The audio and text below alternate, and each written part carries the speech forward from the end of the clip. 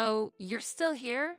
Don't overstay your welcome. Ordinary people should live in places that suit them. Now, I will pay $1,000 for the mortgage, so please leave." I thought, despite having to pay $2,700 every month. I was stunned by the sudden loud voice of my sister-in-law and by how off-target her remarks were. She defended her stance, saying, "I won't let you guys use our house any longer. From now on, my husband and I will live here." Then she ordered me to leave the house.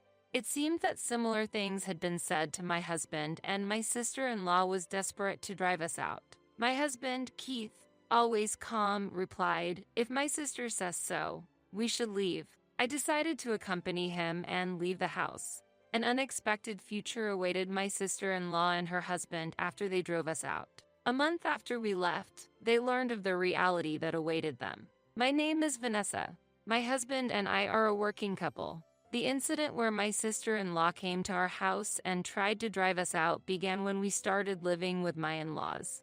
At that time, my sister-in-law Rachel was accompanying her husband on his overseas assignment and was not in the US, leaving her parents alone. During this period, my in-laws began to wish to live with us in their house, living together. As I was surprised, my mother-in-law said, "We are getting older, and living alone brings anxieties.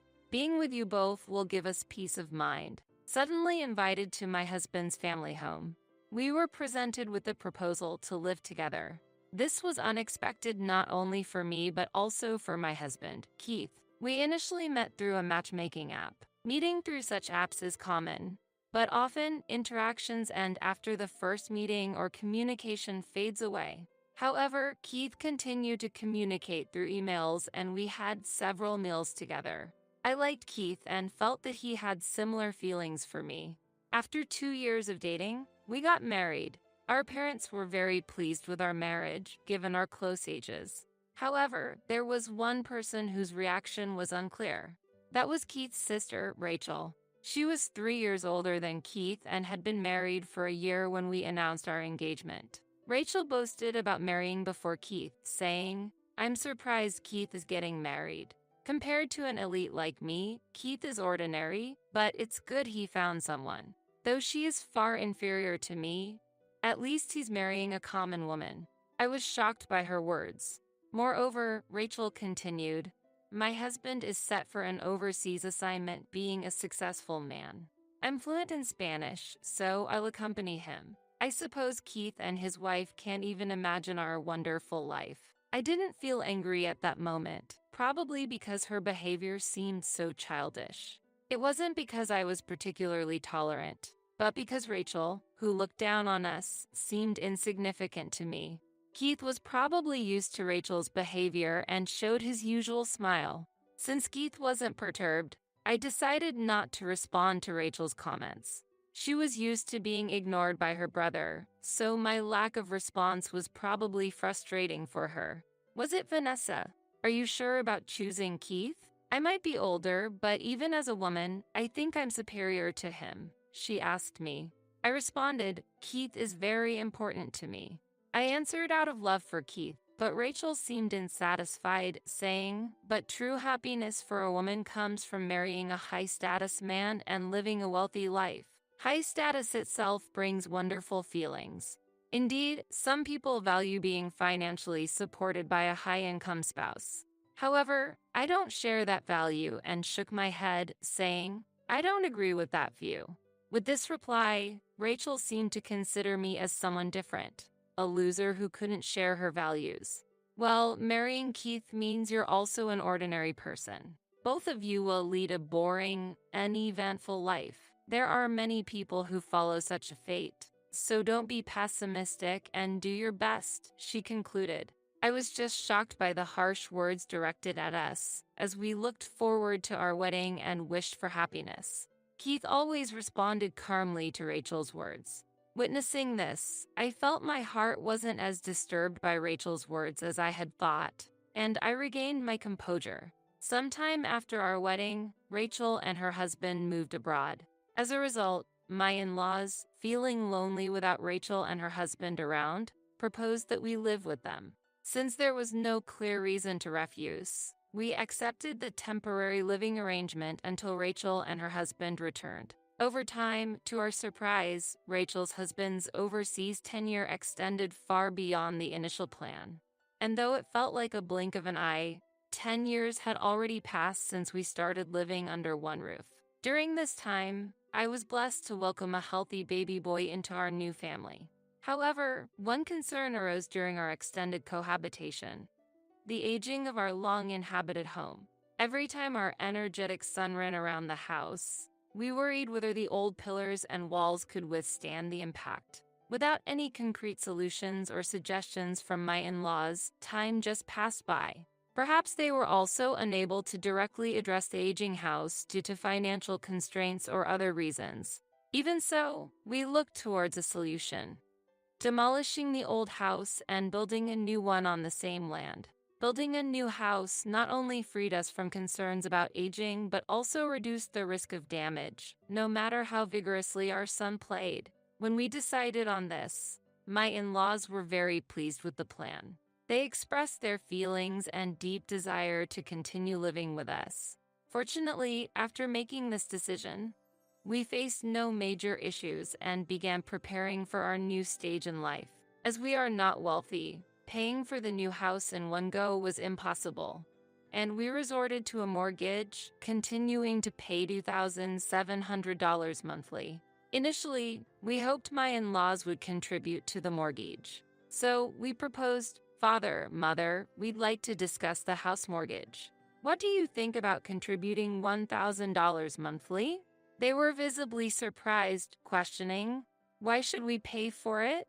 Isn't the house built by you both? We are just guests and shouldn't bear the cost," refusing to contribute to the mortgage. We had expected them to contribute $1,000 considering their regular incomes, or at least $500 if $1,000 was too much. Contrary to our expectations, they maintained that the house construction was our independent decision and refused any financial involvement. Clearly, arguing wouldn't solve anything, so we decided to manage the mortgage repayments ourselves. Then, one day, Rachel, though living abroad, somehow heard about us living with my in-laws in the new house and questioned, "Vanessa, I heard that you've been living with my parents while we're abroad. Is that true?" Despite explaining, "Yes, it's true. Your sudden absence made your parents feel lonely, and we decided to live together," Rachel abruptly denied my words. Confused, I asked, "Why do you think I'm lying?" She claimed, "Because you and Keith are just ordinary people. There's no way you'd live with my parents. They rely on our elite family." Rachel, who quit her job to become a homemaker abroad, considers herself elite, a concept I find hard to grasp. She taunted, "See, you can't argue because I'm right," leaving me with a wry smile. Despite all her misplaced assertions, I was unsure how to react to her confident demeanor. "By the way, we're planning to return to the US next month." "Oh, you're coming back? I'll let your parents know." Since starting their overseas life, Rachel and her husband rarely visited their home, and they hardly came by even when in the US. My in-laws would surely be happy to hear of Rachel's return. "No, it's not just a visit. We'll be living in that house from now on." "What do you mean?" "That means you're no longer needed there." I couldn't hide my surprise at that statement. Rachel living in the family home means her husband's overseas assignment has ended. Initially, we planned to move out at this point, but the issue was the mortgage. It seems that Rachel and her husband would then take over the monthly mortgage payment of $2,700. Her husband, interested with a job overseas, and Rachel, who considers herself elite, should have no trouble with the mortgage payments. Thinking this, I remained silent. Rachel informed me of her return and then maintained her stance. I briefly replied, understood, and ended the call. Considering our future plans, I quickly relayed Rachel's message to Keith. Our son was at school when we talked about this. At that time, my in-laws, sensing that their daughter was coming back, appeared in the living room with beaming smiles. They were delighted, saying, "Finally, Rachel and her family are coming back. This marks the end of our unstable days." Throughout this period, we bore the burden of mortgage repayments. But my in-laws supported daily expenses like electricity and food. We strongly felt the need to avoid a lopsided financial burden in our living arrangement. However, my in-laws were constantly worried, often expressing concerns that making us bear the living costs means your financial situation must be unstable. Indeed, before we started living together, Rachel and her husband, who lived with my in-laws, never let them bear any costs, and they compared us based on that fact. While our stance wasn't fundamentally problematic, Rachel's family's return deemed our presence unnecessary. From the beginning, Keith and I saw Rachel and her husband's return as the end of our temporary shared living. Hence, we started preparing for our departure. Now, the responsibility for the mortgage payment will shift to Rachel and her husband, significantly reducing our burden. However, their sudden announcement to return made finding a suitable property challenging. Eventually, Rachel and her husband arrived. Wow, this old house has transformed so much. What a surprise. Rachel expressed her astonishment and then turned to me. Oh, you're still here? Don't overstay your welcome. Ordinary people should live in places that suit them. Now, I will pay $1,000 for the mortgage, so please leave. Despite having to pay $2,700 every month. I thought this but realized the $1,000 was something Rachel heard from my in-laws. We had discussed a monthly contribution of $1,000 when we asked for their assistance with the payments. We planned to cover living expenses if they took on that payment, but ultimately, my in-laws decided against bearing the $1,000, leading us to request they cover living costs. Keith and I, even as a family, disliked the idea of one-sided burdens. At that time, it was clear to me that Rachel had misunderstood. She defended her stance, saying, "I won't let you and your husband use our house any longer. From now on, my husband and I will live here." Then she ordered me to leave the house. When Keith returned from work that day, Rachel said similar things to him, desperately trying to kick us out. Keith, always calm, replied, "If my sister says so, we should leave." I agreed with him. We were already planning to leave, not rushed by Rachel. But there were things to settle before departing. There's still a remaining mortgage debt, so we'll leave it to you and your husband. Keith said that as he presented the mortgage documents. Sure, the monthly payment is easy for us. Rachel and her husband easily agreed to take on the mortgage repayment responsibility. Seeing this, we decided to leave the house and felt relieved. We always thought a shorter term of shared living was preferable, especially considering our growing son. We also wanted to avoid living with somewhat impolite in-laws. On moving day, Rachel commented, "So you're finally leaving. I heard from our parents. You've been letting them bear the living costs, haven't you? How does a couple with a child manage in such a situation? Have you been raising a child without money?" Bo criticized. We were too busy with the move to our new home to dwell on her words. We just didn't have the time to listen. Watching us busy with the moving process, Rachel was muttering, "How presumptuous." Yet, we managed to settle into our new home. During a busy period, my in-laws were very happy with Rachel and her husband's return, celebrating without showing much interest in our relocation. Rachel seemed to sense that our quick departure meant we did not want any future issues with them. We chose not to disclose our new home's location to my in-laws or Rachel and her husband, effectively avoiding the possibility of them intruding. About a month after we left the family home, I received several calls from Rachel. Since I noticed the calls late, I hurried to answer and found a confused and agitated Rachel demanding, "What in the world is this?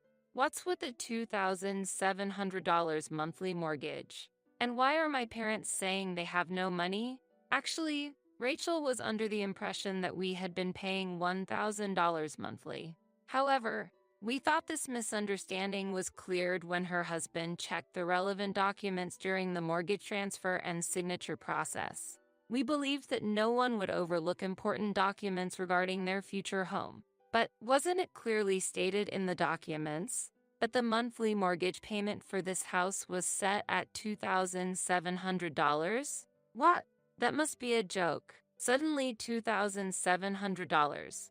Rachel panicked. I thought that you and your husband, being high-income elites, wouldn't need to worry about the amount, I said honestly, and Rachel, with a faint voice on the phone, started, well, actually, I'm not working right now, and my husband has just returned from overseas after causing some problems.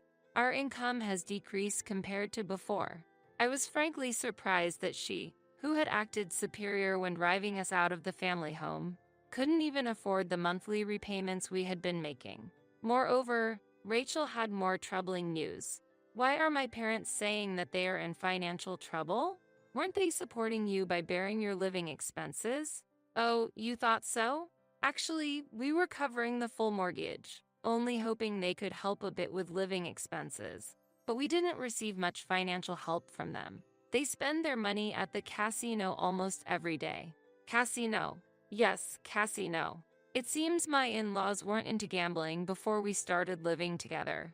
They became addicted in the past few years, and Rachel might not have been aware of this fact. With hardly any income, and now a monthly expense of $2,700. I was counting on my parents' money, and now there's none. Vanessa, please lend me some money. Rachel pleaded. However, I declined. Despite her looking down on us, she was asking for help from us, the ordinary people, when in trouble, indicating her desperation. But we have a growing son and need to save for the future, so we couldn't afford to support another household. I conveyed this fact and ended the call. Later, I heard Rachel and her in-laws tried to visit our new home without planning, only to end up at the wrong address and inadvertently involved the police. Rachel, who has found a new job, is keeping her in-laws away from the casino, pulling her part-time earnings for mortgage repayments. On weekends, the four of them create a very tense atmosphere at home. Whether they will eventually lose the house or manage to complete the mortgage payments remains uncertain, but we are focusing on enjoying our lives without worrying about their situation. Whatever the future holds, we, the three of us, are committed to not assisting Rachel, her husband, and my in-laws, enjoying our days to the fullest.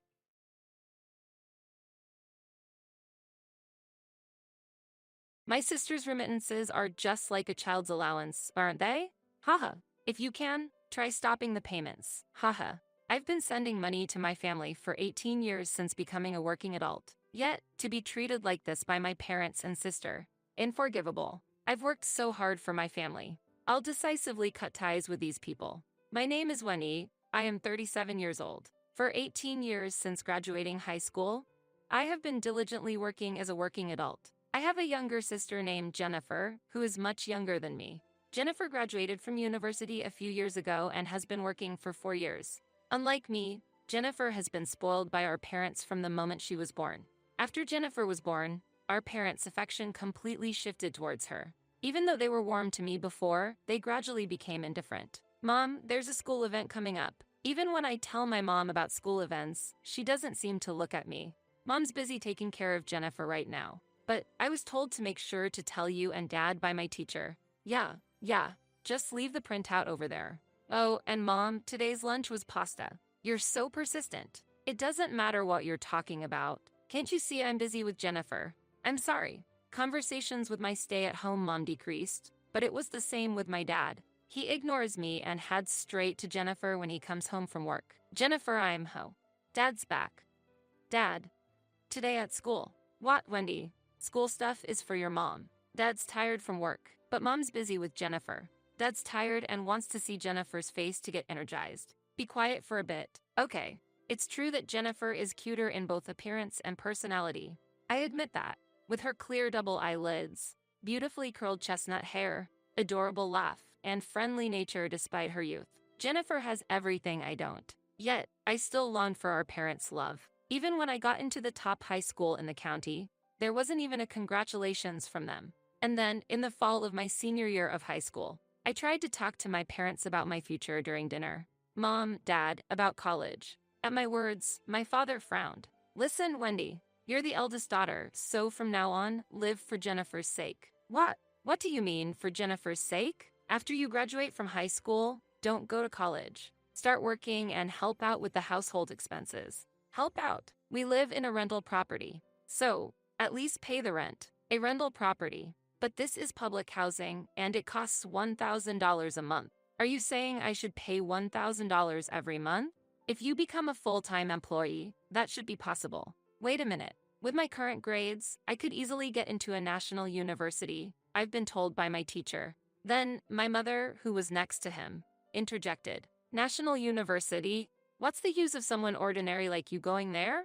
Not you too, Mom. There's something I want to study. So, no way. Jennifer is still young and will need a lot of money for her going forward. We can't afford to spend any more on you. But there are scholarships, and I'll make sure not to be a burden on the household finances. I'll work part-time and contribute money to the house. Please, you're really persistent. As your parents, we are saying it's not possible. Children don't have the right to defy that. That's so unfair. Despite my homeroom teacher pleading with my parents several times, they never changed their minds. In the end, I gave up on going to college, obtained some qualifications, and started working as a full-time employee at a local small to medium-sized enterprise. Though the company was small, my qualifications came in handy, and I was able to earn a decent salary even as a high school graduate. Since moving out in my third year of working and living alone, I've continued to send the designated rent to my parents, while being frugal with my own living expenses. Even so, I finally got married, albeit later than most. To inform my parents, I returned home for the first time in a while. In the front yard, my parents and sister were having a cheerful conversation. I'm home. Before I could greet them, I overheard a shocking conversation. We only consider Jennifer to be our daughter, right, Sarah? That's right. Jennifer graduated from college and even got a job at the same company as Dad. In comparison, Wendy. She only finished high school and got a job at some unknown company. Dad feels ashamed. Exactly. We took care of her until she graduated high school, and yet, she hasn't even said thank you. What an ungrateful child.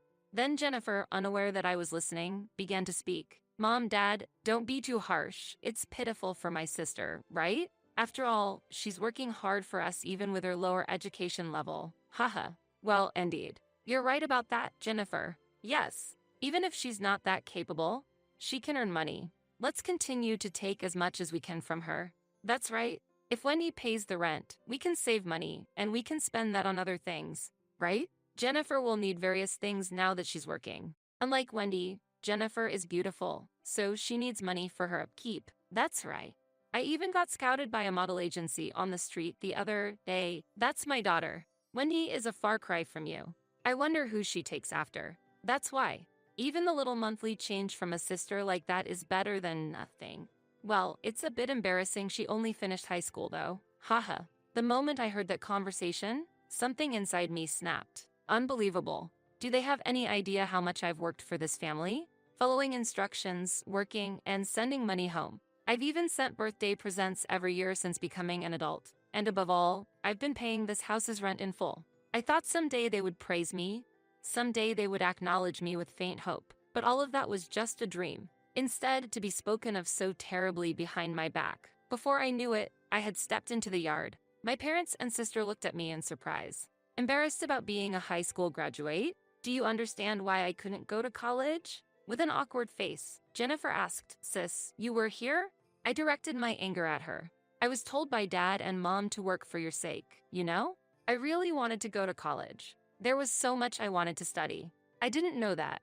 Jennifer retorted just as defiantly. Can you stop getting mad for no reason? No matter how much you yell at me, it won't change the fact that you have a low education level, so stop acting so high and mighty. Haha, how can you say such things? I heard the conversation earlier, you all just see me as a convenient source of money. Jennifer snorted with laughter. Took you long enough to notice? Sis, being a high school graduate is embarrassing for us, you know? The only useful thing you can do is earn money and send it home, so stop being so proud. Haha, will you stop it? As I moved to push Jennifer away, Dad stopped me. Then he coldly said to me, Hey, Wendy, what are you doing to your sister? Have you lost your mind? Not only are you low educated, but your character has fallen too? Wait, Dad, you're the crazy one. It's all because you and Mom have always prioritized Jennifer. That's natural, isn't it? Jennifer is the cutest. From the moment Jennifer was born, we lost interest in you. What? What's that supposed to mean? Aren't I just as much a daughter to you and Mom as Jennifer is? Shock and anger made tears well up in my eyes. Seeing this, my parents coldly said to me, "A daughter? We don't think of a high school graduate like you as our daughter. Don't come back to our home with such low education." Just like Dad said, don't get ahead of yourself just because you put in a little money. Oh, is that so? I glared back at my parents. If that's the case, I guess I don't need to send money anymore, right? Yeah, that's fine. You were never part of the family to begin with. Well then, let's cleanly cut ties here. Dad and Jennifer are working, and Jennifer is at the same company as Dad, after all. You won't need my help, will you? Haha. Then, my sister Jennifer too flashed a malicious smile. The money you send home is just like a kid's allowance, right? Haha. Try stopping the payments if you can. Haha. Oh, is that okay with you? I'll really stop sending money, you know? Dad and Mom said they want to cut ties, right? It's embarrassing to have a low-educated sister like you. If this means we can cut ties, then maybe it's actually lucky for us. Understood. Then, I'll gladly do just that. I'll never have anything to do with you at all again. I told everyone that and left my family home. And so, without even sharing the news of my marriage, I severed ties with my family. 6 months later, I received a call from my father. Reluctantly, I answered the phone, and my father said in a panicked tone, "Is that you, Wendy? It's me, your dad. I know. What do you want? Help me, please." Huh? What do you mean? I thought we had cut ties. Don't say that. I'm really in trouble right now. Could you please start sending at least the rent again? What are you talking about? Have you forgotten that you said my money was just like a kid's allowance? I was wrong back then. I apologize. Please, our family might fall apart at this rate. Hearing that, I couldn't help but snicker. Ah, that's right, Dad. You got fired from your job, so things must be tough, huh? What? Your company was acquired by another company, right? Plus, it turns out you were embezzling money, so getting fired was only natural. What? How did you know? Because the company that acquired yours belongs to my husband.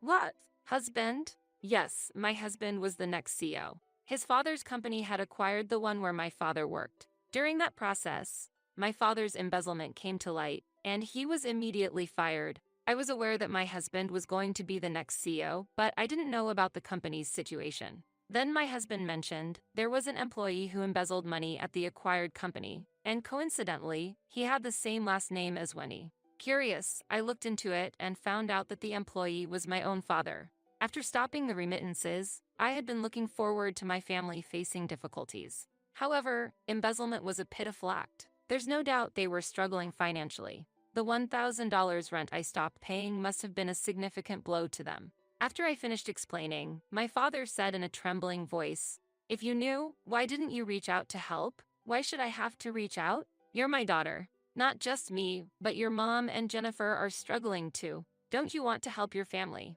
No, not at all. I don't feel even a shred of desire to help you. What are you saying? It seemed my father had put the phone on speaker as my mother and sister began to blame me together. Come on, Wendy. Enough is enough. In a situation like this. That's right, Cess. From what you said, isn't your husband the son of a CEO? You must have quite a lot of money, right? I sighed deeply on the phone. So what if I have money? And that means I should help you? Of course. Your family is in trouble. Cess, you know, right? I'm working at the same company as Dad. Dad's embezzlement has spread throughout the company, and I'm isolated there. I don't care about that. Plus, we cut ties months ago. And now what?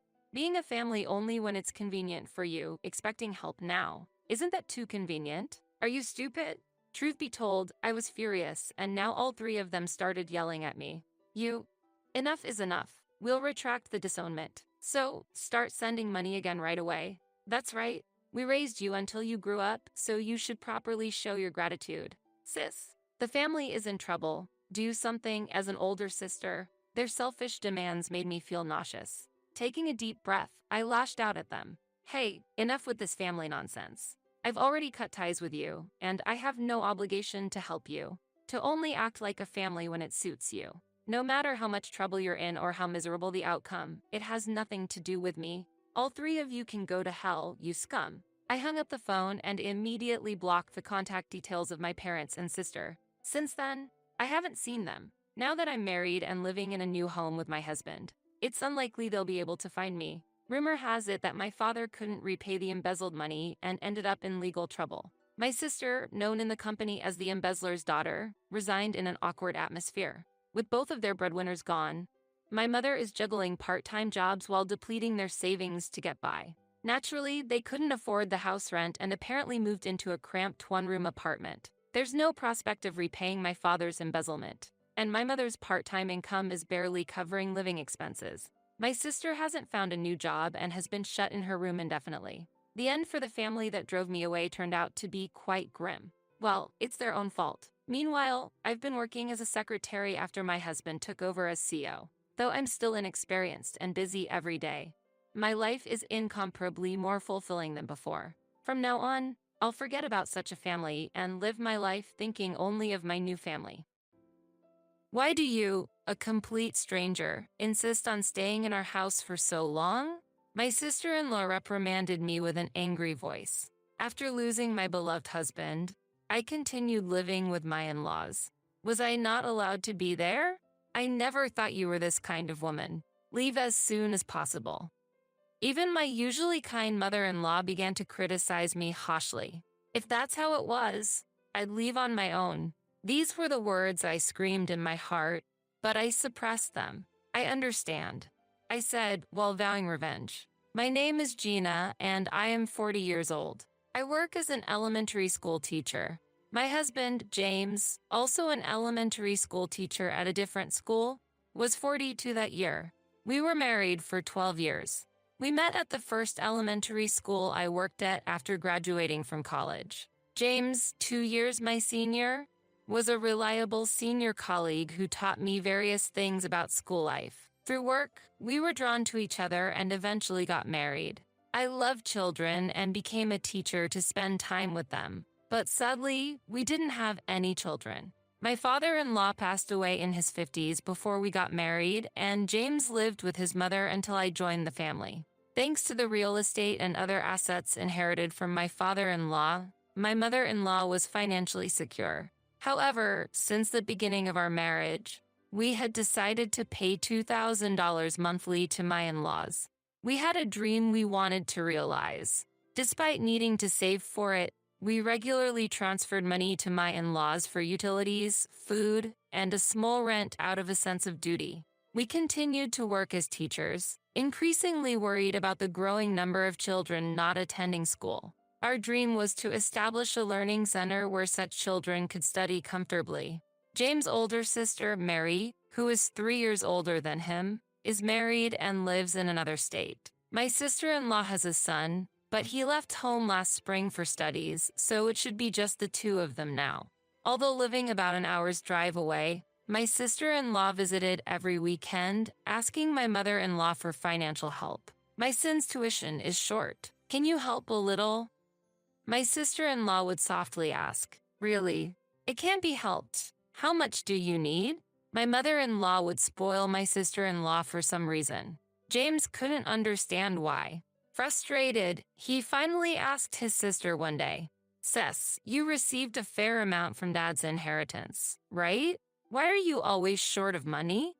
He asked incredulously. My sister-in-law then retaliated. You don't have any kids, so you wouldn't understand. Raising children is incredibly expensive. You talk about inheritance, but that money can't last forever. However, my sister-in-law's spending was clearly excessive even in my eyes. Once she asked for money for education, another time for home repairs, and before that, for food. Every time, my mother-in-law would give my sister-in-law a considerable amount. I couldn't understand why. That day, we went to our respective schools as usual. An ordinary morning, the usual scenery. Until that phone call. I received news that James had collapsed and was rushed to the hospital. Urged to hurry there, I exclaimed in shock, What? My husband collapsed. Confused, but upon reaching the hospital, I found James unconscious and he had to undergo thorough examinations. I wished it was all a bad dream. But despite aggressive treatment, James passed away that night. Faced with this unexpected event, I didn't even have time to cry, immediately taking leave from work to arrange the funeral. I felt I couldn't mentally survive otherwise.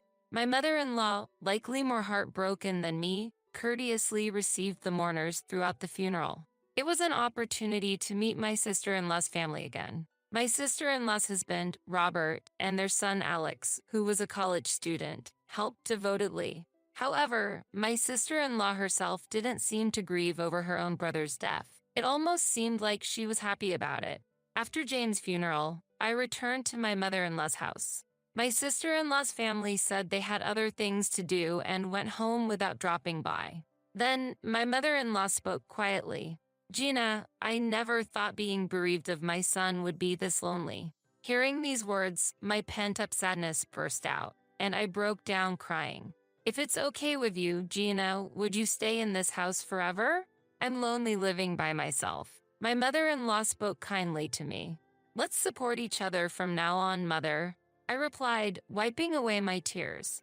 However, more troubles followed. Just as we decided to live together, my mother-in-law suddenly collapsed. It might have been due to the grief of losing her son. She was diagnosed with a stroke. Fortunately, she survived but was left with paralysis in her right side. My mother-in-law, relying on a cane, wished to continue living in her house. "There are so many memories in this house. I want to spend my time here," she said that with a slightly slurred speech, but with determination. "I'm fine, so please continue to focus on your work, Gina," my mother-in-law kindly told me. However, I was worried about leaving my half-paralyzed mother-in-law alone at home. We decided to use long-term care insurance for home care with the help of a helper. Even after James passed away, I continued to contribute $2,000 monthly for my mother-in-law. However, my sister-in-law started visiting her mother more frequently. "I'm just worried about Mom," my sister-in-law said, "but could anyone understand this?" From past experiences, I felt I shouldn't easily believe my sister-in-law's words. My mother-in-law, having lost her mobility and feeling weak, asked, "Gina, Mary wants to live here with us. What do you think?" "Mary wants to. What about her husband?" I asked in surprise. "Alex is already in college and not at home. She says it's okay for her to live here alone. Her husband might move here eventually too," my mother-in-law explained. I felt uneasy and asked frankly, "If you think it's good, I won't oppose it, but what about me?" "What are you saying, Gina? You're like a daughter to me. It's totally fine for you to be here," my mother-in-law assured me.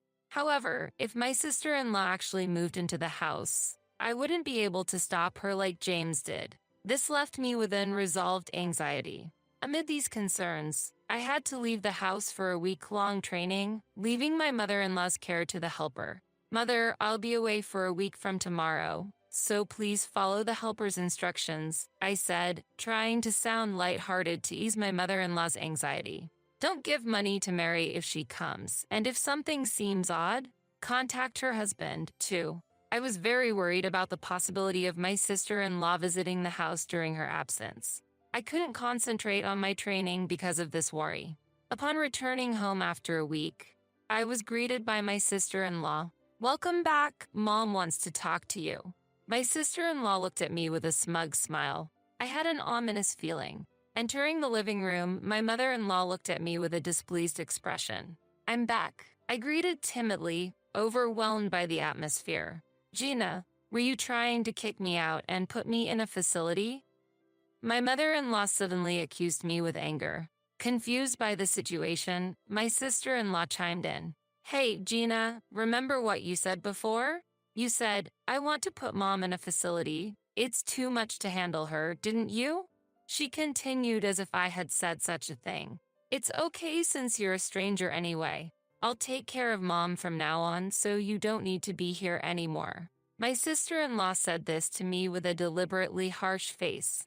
My mother-in-law also showed her anger, screaming at me with a fierce look. "I can't believe it. You're a nuisance. Just leave quickly." "Understood, I will leave." With no strength to argue back, I held back my tears and started packing my belongings. Leaving behind the items filled with memories of James, I took only the essentials and left the house. "Thank you for everything," I said at the entrance, to which my sister-in-law, who was eager to drive me out, said, "You're still here?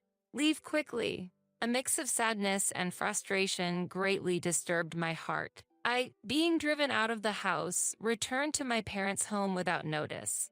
What happened, Gina? What's with the luggage?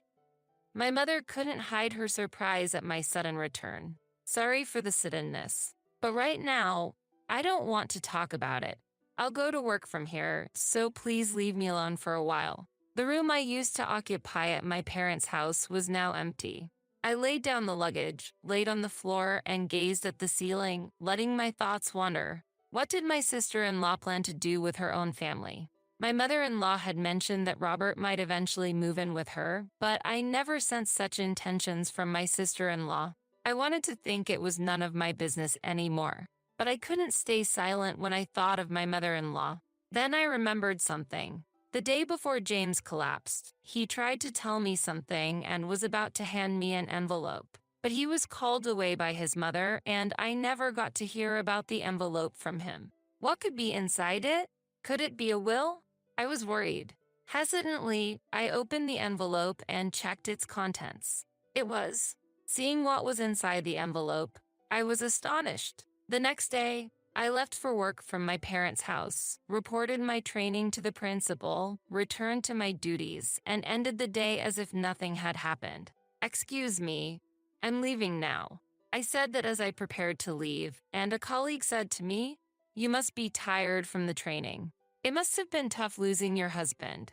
Don't overdo it." However, the reason I was in a hurry to get home wasn't due to fatigue or the sorrow of James' death. I needed to contact Robert and ask about the situation with my sister-in-law. Considering it might turn into a serious conversation, I was hesitant to use my personal phone in a public place where anyone could overhear. On my way home, I sent an email to Robert expressing my desire to talk to him in person. "I have something to talk about regarding my wife, too," Robert replied immediately. When I got home, I locked myself in my room and called Robert. Robert seemed to have been waiting for my call and responded immediately. "Gina, I'm glad. I was just about to contact you," Robert started with a relieved voice. I told him about Mary staying at her mother's house and went on to explain that she was making false claims.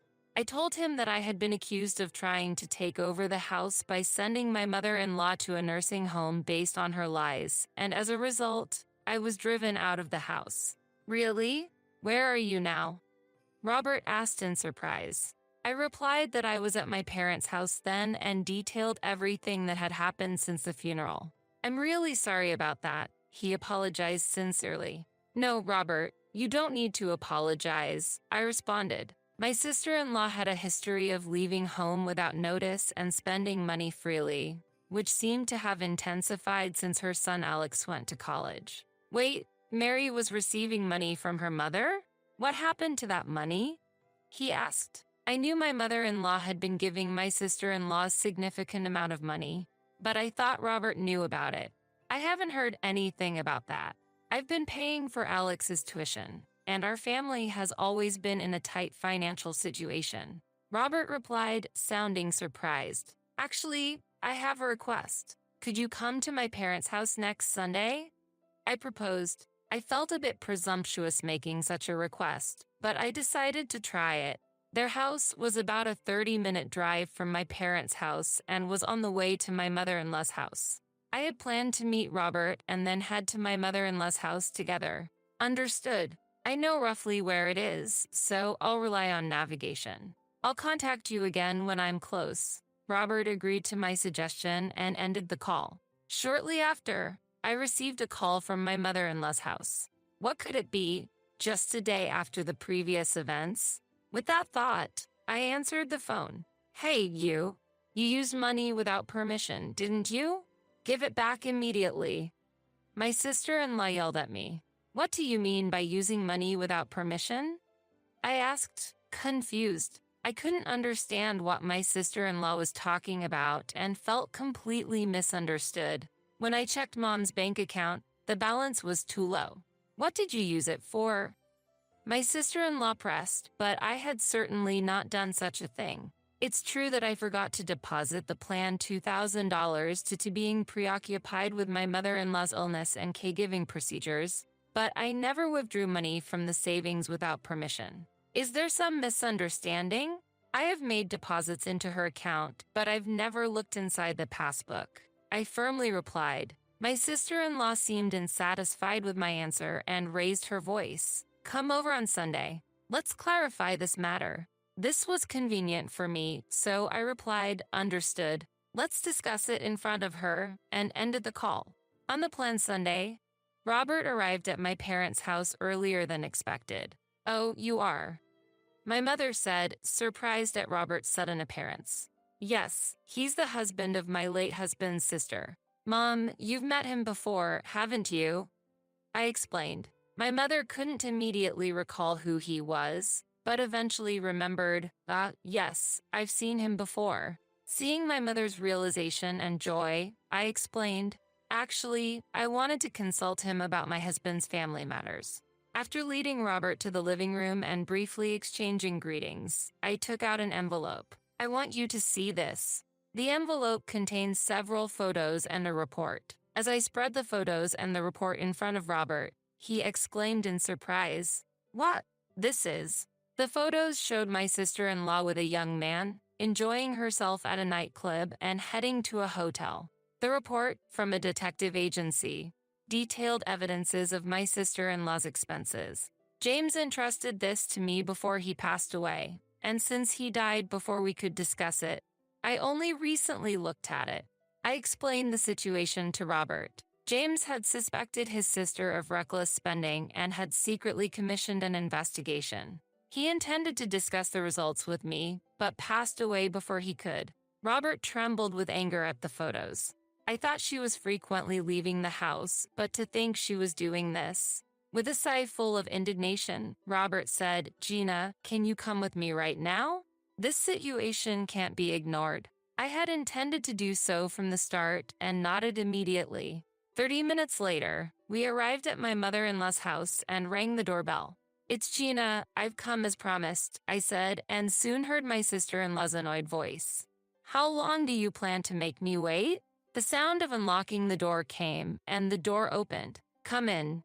My sister-in-law greeted us, but upon seeing Robert, she tried to close the door. Robert quickly grabbed the doorknob. "Mary, we need to talk. Can you listen for a moment?" he said, holding the door. His voice was calm, but his anger was palpable. My sister-in-law struggled to close the door but couldn't overpower the man's strength and eventually had to leave it open. "Fine. What do you want?" She said that while allowing us to stay at the entrance, seemingly not wanting my mother-in-law to be aware of Robert's unexpected visit. "Is that you in these pictures? Who's the man next to you?" Robert asked, confronting his wife with the photos. "Where did you get these?" "No way." Mary was shocked upon seeing the photos. "Do you remember?" "Well, who is this?" "Answer me." Robert, usually mild-mannered, pressed his wife. "Just a friend. Can't I have young friends?" My sister-in-law retorted defiantly. "A friend? Don't lie, I know everything." Robert yelled at her. "Why? Who told you?" Realizing my sister-in-law could no longer continue her lies, she looked defeated. "Your late brother James was concerned about your spending and had it investigated." Robert calmly revealed the truth. "You demanded money from your mother and squandered it all on a nightclub." "I'm aware of the entire situation," Robert continued, trying to contain his anger. "It's hard enough to pay for Alex's tuition, and you exhaust our living expenses and still dare to ask for more money? What a comfortable life, huh?" He continued, his voice filled with rage. His anger did not subside. "That's enough. I don't care if you leave us. We're getting a divorce," he coldly declared to her. "Eh? What?" My sister-in-law muttered in shock. "Didn't you hear me? We're getting a divorce. I'll send the divorce papers later, fill them out, and send them back," Robert stated bluntly. At those words, my sister-in-law collapsed onto a seat. Later, my sister-in-law and Robert proceeded with the divorce through a lawyer and ultimately finalized it. They agreed to consider her spending at the nightclubs as a reason for compensation and to share the payment of Alex's tuition until his university graduation. However, there was a possibility that she might default on the payments, so they agreed that a lawyer would collect the payments monthly. After receiving her share of my father-in-law's inheritance, my sister-in-law had squandered it all on her expenses at the nightclub and then set her sights on my mother-in-law's property. But she found the bank account balance to be lower than expected, and her plan failed. In fact, it seemed that the money James and I had been giving my mother-in-law was used for living expenses and given to my sister-in-law as she demanded, leaving almost no savings behind. My in-laws' house belonged to my mother-in-law, and there was probably no more money left to give to my sister-in-law unless the house was sold. I learned from the caregiver that my sister-in-law, realizing her failure, had abandoned my mother-in-law and left. Meanwhile, my mother-in-law continued to live a modest life alone, with the help of the caregiver.